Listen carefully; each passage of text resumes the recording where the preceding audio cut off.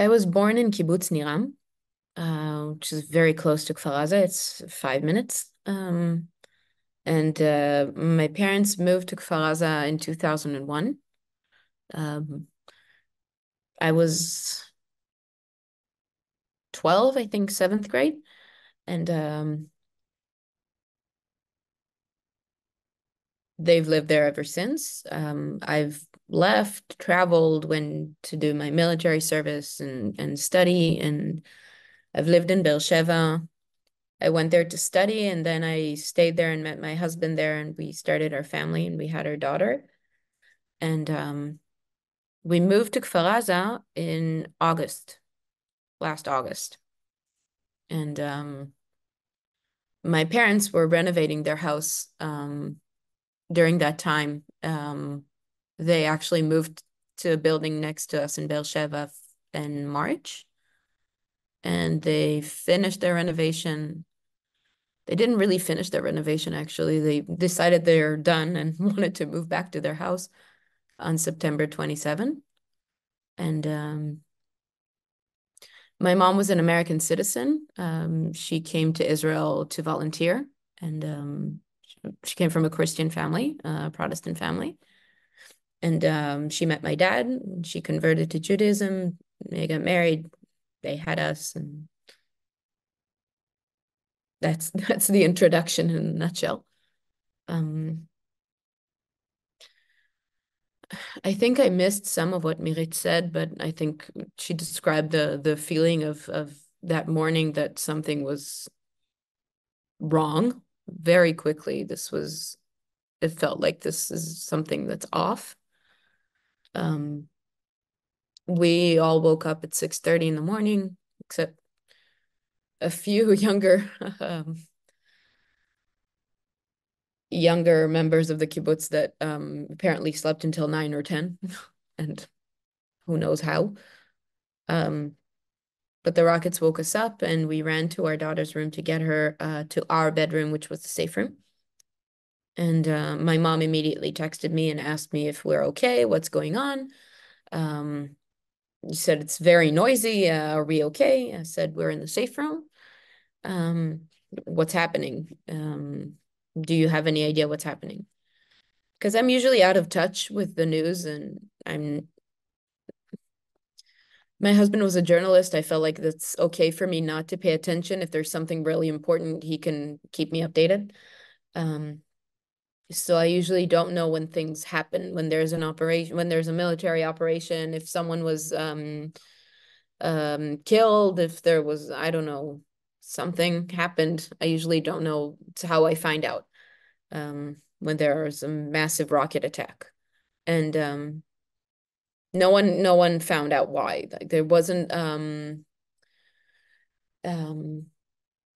no higher up in the Hamas was eliminated during the night, and there was no secret operation, and there wasn't anything that we know that might have caused this, um, which is what made a lot of people think that this is something very, very bad, very strange.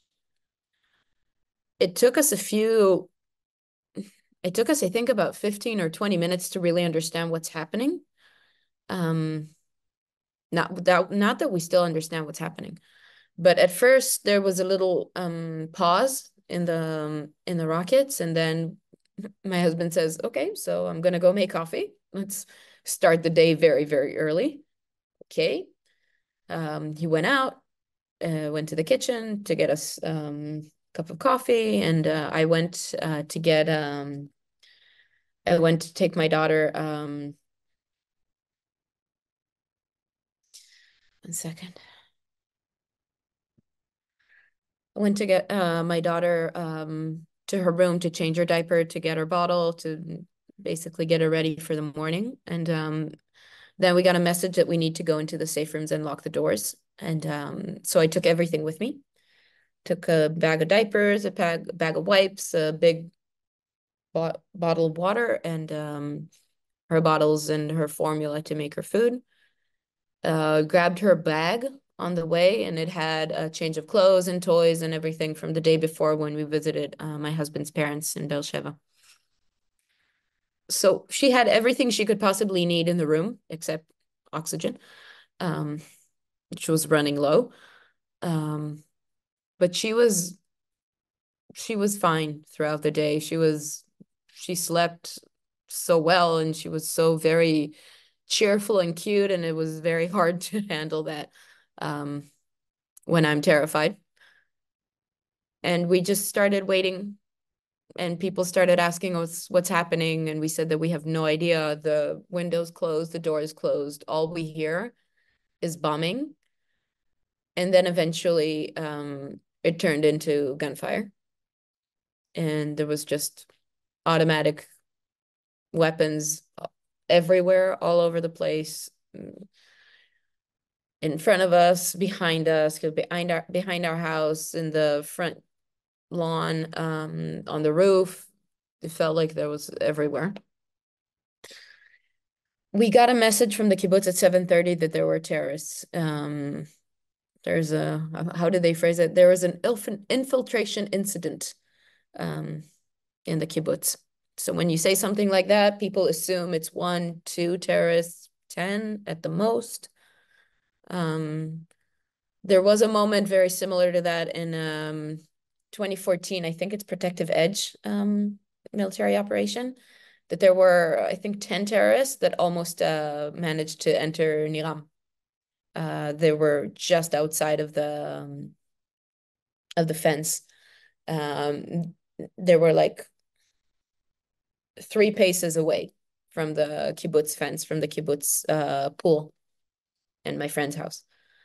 And at that time, the military, there were casualties on our side. There were soldiers that were killed, but no civilians were killed. They didn't really manage to get into the kibbutz, and this hasn't happened again. So he said, okay, so if there's an infiltration and terrorists enter the state of Israel, then the IDF can handle it, and we're protected. There are military bases um, all over the area. There's a huge military base in Achaloz right next to us. Um, there was one in Kfar Aza. There's one next to Niram. So there's, and the first response teams from the kibbutzim, from the kibbutzes, um, that's their reserve training, and that's what they do. They're trying to respond, to hold off any threat for 20 or 30 minutes until the IDF join them and protect the kibbutz, because it's really all the kitat konenut. It's all really they can do. But they were left on their own for hours and hours, those who managed to stay alive, because apparently in Kfar Aza, when we woke up, they were already inside the kibbutz. They used motorized parachutes to fly into the heart of the kibbutz where the armory was. There was also a law that passed, I don't know when, a while ago, that all of the weapons, the first response team for every kibbutz has weapons, and they have usually like the long M16 ones, the outdated kind of weapons, but most of them don't have any weapons at home. Some have guns, but very few. And they were that law forced them to put their weapons not in their home, but in the armory, because in case of a break-in, the burglar can use this weapon to cause more damage or something of that sort, was the excuse that was given. So basically, the first response team that were supposed to protect the kibbutz were ambushed on their way to get their weapons. The terrorists found a house near the armory, or a roof near the armory, and they set a sniper on it, and he just shot every single person that went near that area. And out of 14, 7 were killed that day. I think only 2 weren't even injured physically, because mentally they will never be the same. And their wives were the ones who passed on the information that the terrorists were wearing IDF uniforms and that they're speaking Hebrew, and that if they're calling you to come out of your house with your hands up because it's the military, then not to go outside. It's a trap. they lure people out of the house and then they shot them or they kidnapped them or um so when one of the women from the kibbutz said that, I still didn't realize that this was happening in our kibbutz. I asked her, do we suspect that there are terrorists in the area, or do we know that they're in the kibbutz? She said, we know. Um, so again, I thought, okay, a few, they're probably here because I hear them shooting. But then the WhatsApp groups for the kibbutz started blowing up, and people were saying, we hear them outside our window and in a completely different part of the kibbutz. They're inside our house. I got a call from my daughter who said that she was they're in our house, that she was shot. Someone sent a message that they're burning their house, that they smell smoke, and just these messages became more and more frequent, and then people started realizing that this is something insane was happening. And it's not one or two. They're not in our neighborhood right now. They are in our neighborhood, but they're also in the other side of the kibbutz, and also on that side of the kibbutz, and also in my parents' neighborhood, it's on the other side of the kibbutz and on the southern western side, right next to the fence. My parents' house is right on the fence, right next to this junction of roads and next to a gate in the fence that really leads to all different parts of the kibbutz. And from their roof, you can really see everything. Um, so we were just waiting, sitting there and waiting. I was keeping myself busy with taking care of our daughter and making sure that she eats, that she has a clean diaper, and that she's not doing something stupid that could, not taking a frying pan and putting it on her head or something like that. And my husband was standing holding the door handle and keeping in touch with the WhatsApp group for the kibbutz. There was this WhatsApp group, a secondhand group for the entire kibbutz, and it became like the virtual war room. And people added soldiers that came to the kibbutz to try and rescue and fight, and they added them to the group so they can know where to go. Because there are no street names, and if you don't know the kibbutz, you don't know where you're going. You can't. People say they live in that place, but their house is over there. But if you're not from the kibbutz, you really don't know how to get to that house. And maybe the door is like on the other side, and there are all these houses that are divided, and they have different entrances. So it's very hard to find people in their houses, which is why the fighting in Kfar Aza, I think, took so long. I think it took them 4 days to clear the kibbutz completely of terrorists, 4 or 5 days. And I think they got to my parents' house last. They couldn't get to their house because the terrorists had used that house to fight from it, because it's a very well-placed house, strategically speaking. So they kind of took over the house and used it for fighting. And then the IDF, once they cleared the terrorists out of the house, used the house for fighting as well. So it took a lot of time to get information on what happened to my parents. But at around 5 p.m. On Saturday, I lost contact with my parents.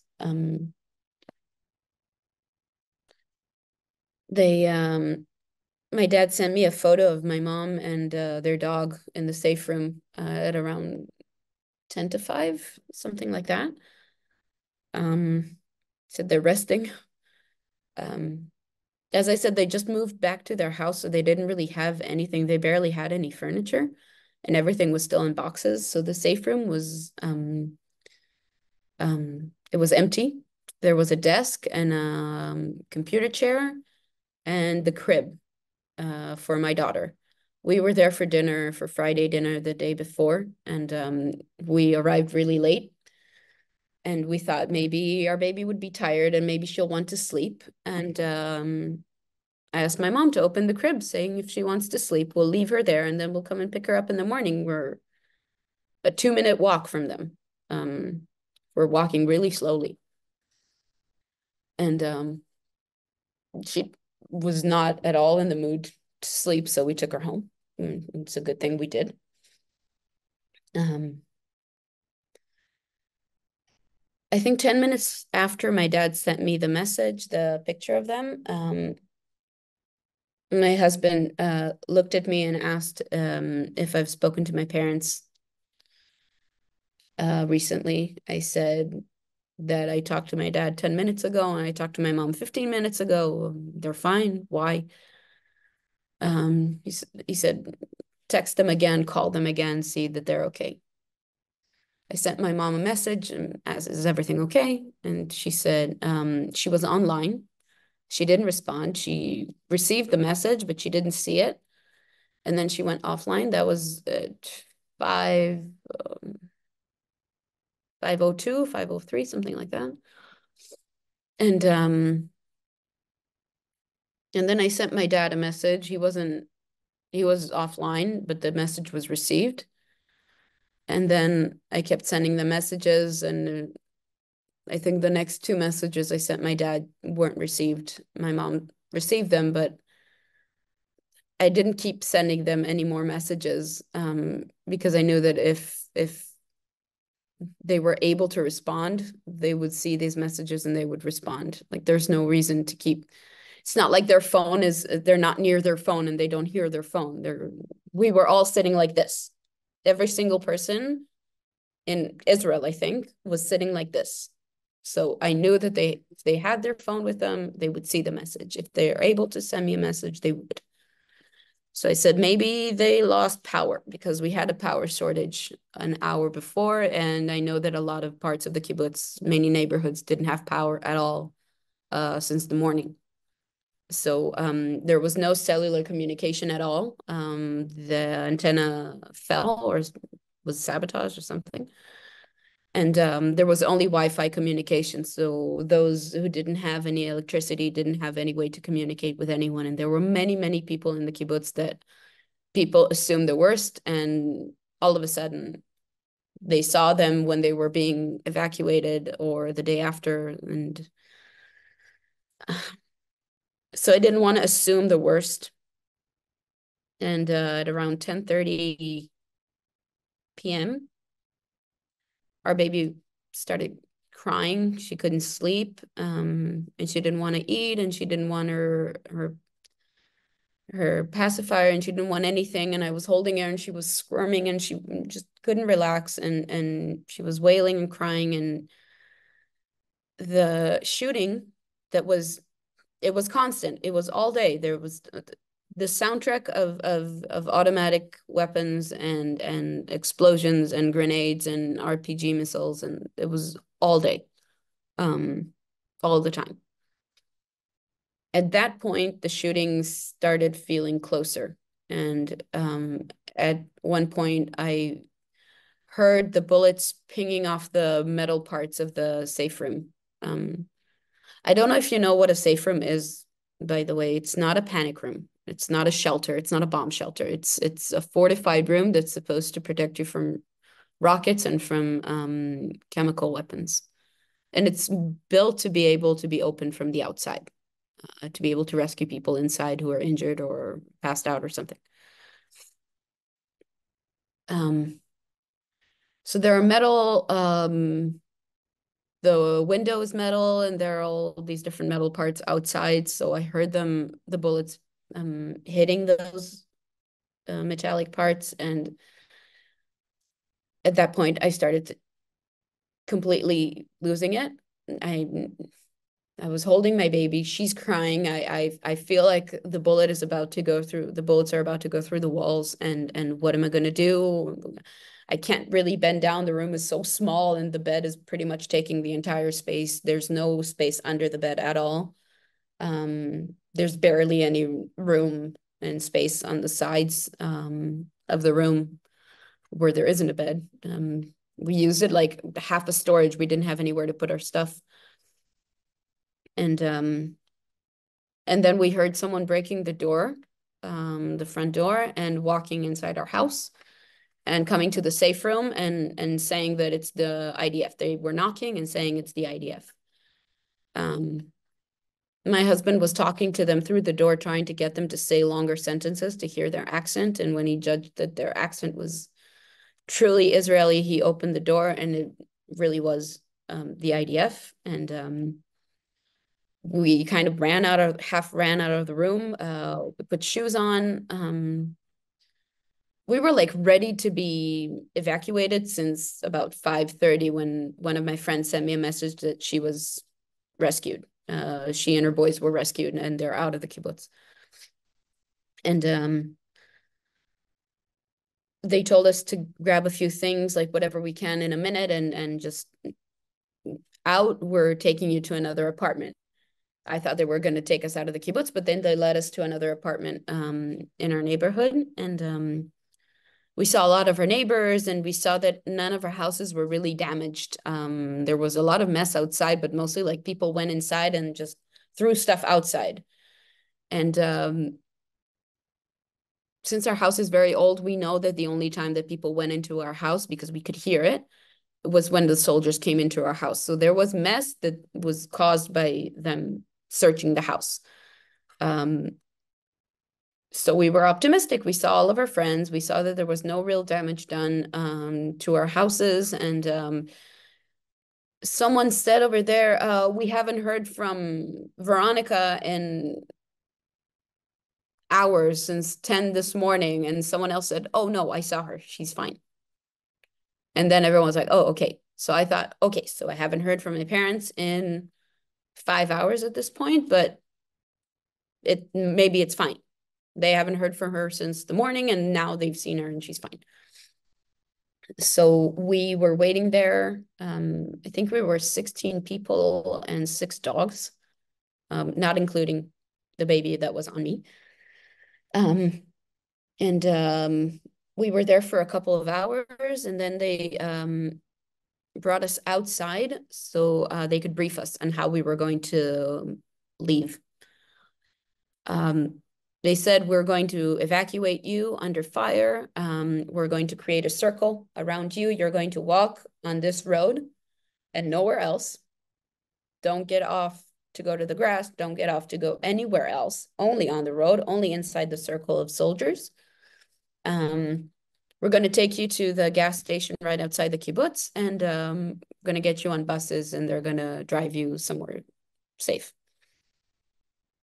And as he was saying this, the shooting resumed, and then he did like this, and we all dropped everything we were holding and went back to the apartments we just left. We were there for another hour or two. Some rooms had air conditioning, some didn't. There was a girl who was very heavily pregnant, who was they were scared going into early labor. They managed to calm her down to get her to a hospital, and she was fine. She had the baby since then. At around, I think, 1 or 1:30 in the morning, this is already Sunday morning, we were evacuated. We started walking out. And as we were walking through the kibbutz, you could see I only looked towards the parking lot, to where the fence of the kibbutz was and where the cars were parked along the fence. And I wasn't looking to the other side where you can see the houses and the whole kibbutz. And you can see the cars getting flatter and flatter, and like tanks rolled over them, and cars on top of cars, and just cars that were completely destroyed. Like you saw a door somewhere 4 cars down, and I was looking at it and I couldn't believe my eyes that this is what I'm seeing. And what would have taken 10 minutes on a normal day took us, I think, an hour to walk. And as we were leaving, we got to the gate of the kibbutz, and I looked to the right, to the road that leads to my parents' house, and I saw a dead body thrown somewhere up the road. My husband saw that I saw it, and he said, it's a terrorist. And they said, I have no way of refuting this, so I'll believe you.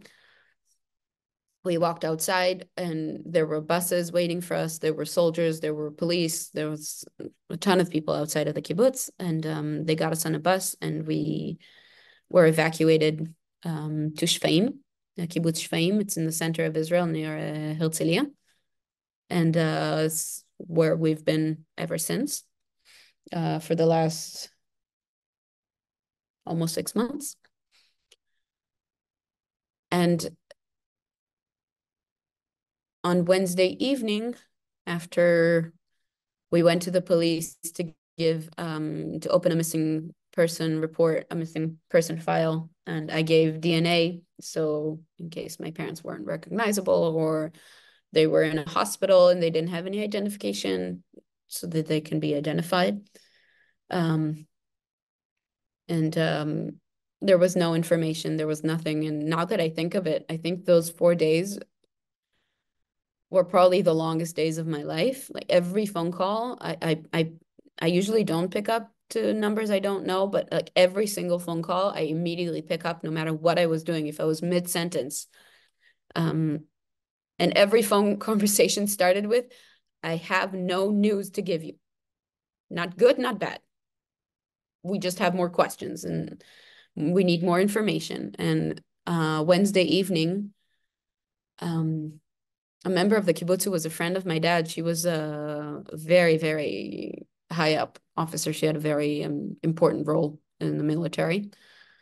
And she stayed for 3 days in the kibbutz to help the soldiers move around the kibbutz and to rescue people and to identify bodies. And she came to Shfaim on Tuesday, and on Wednesday, I begged her basically to tell me what's happening, to give me any kind of information, because I can't continue without knowing anything. Like even the state of the house, like you were there, you were physically just there. Like tell me what's happening. And she came to our room. She said that she went to their house on Tuesday, and when she was there, there were no, they weren't there anymore. She said that she knows that there were two bodies that were taken out of the safe room the day before. And she contacted the officer who was there.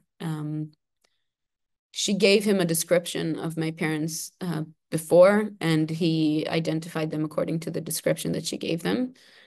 He called back while she was sitting with me and my sister, and he basically said that, yes, we went into the house. We managed to get control of the house. We went into the safe room and there were two dead bodies.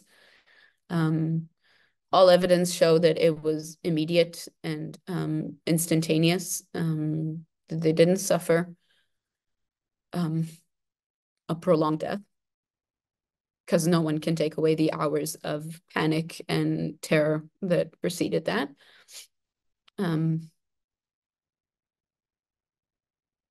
And the day after, we got a visit from the IDF, from the unit responsible for notifying families. And they notified about my mom. And the Tuesday after that, they notified us about my dad. We're still getting some of their possessions. I got my mom's glasses and bracelets a month ago. We got her wedding rings 3 months ago. Every time they identify something, they find something else, they contact us and they give it to us. So we thought we were done, and then they brought us their glasses.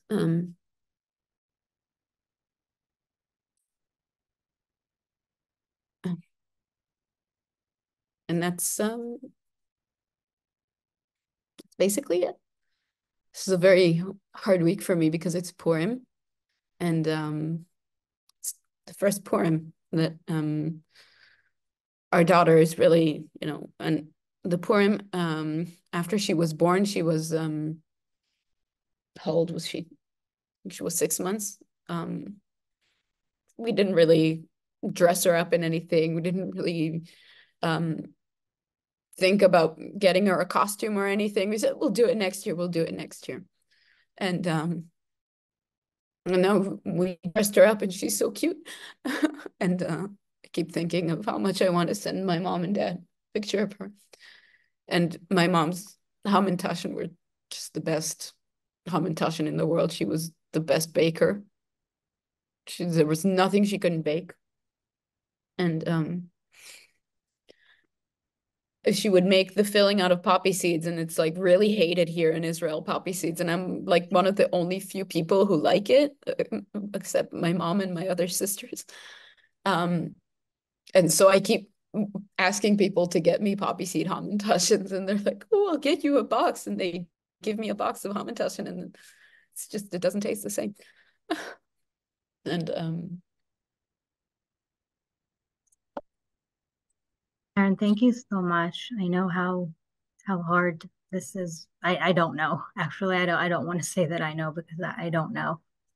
I don't know how hard this is for you, and I want to thank you and for for sharing that with our community here in Baltimore, the Baltimore Zionist District, and beyond, because I can tell you I how important it is for you to share a testimony like this, because as you know, there are people out there that don't believe that this happened, and all the horrible things that we see on social media about Israel and the Jewish people. And it's it's it's really incredible that you can share this and you can sit here and tell all of us. And I hope that from you doing what you're doing, it gives everybody on this call, over 250 people and beyond, strength to stand in unity and to share what you have shared with us, with everybody that they know.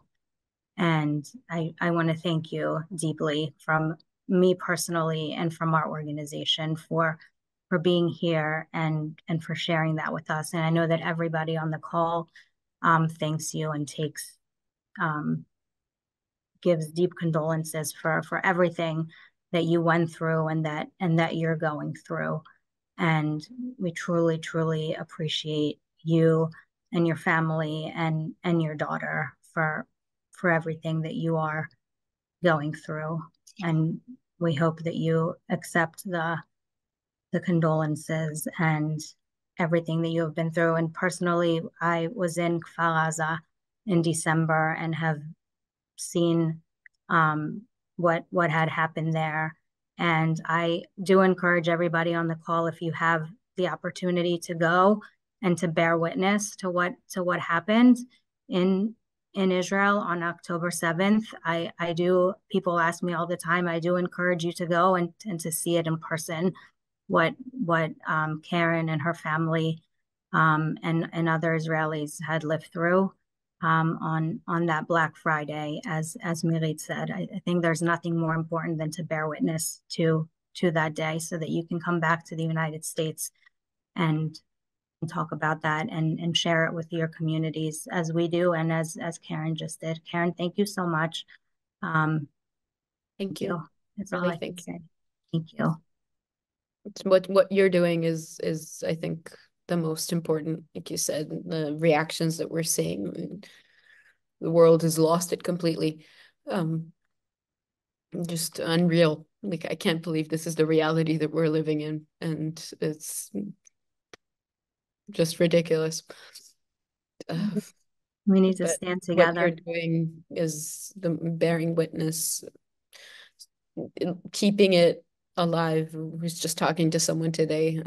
Her daughter was she's a Nova survivor. Um, and so we were looking at the news, and there was this item about I don't know what, and we're just looking at each other and we're both thinking the same thing. Like, that's it, we've moved on. They've forgotten us. Yeah, Our own country. This happened. This is still happening. There are still hostages. There are still absolutely. 5 hostages from Kfar Aza. There are still 134 hostages in total. And they're just, one of them celebrated her 31st birthday yesterday. and We have kept it. definitely not forgotten. We have a Nova survivor coming here on the 26th to speak to our teen community and our Hillel community and our adult community. So we are definitely not forgotten. Nobody on this call either. So we are with you. We are united and ביחד ננצח. Yes. Thank you. Thank you.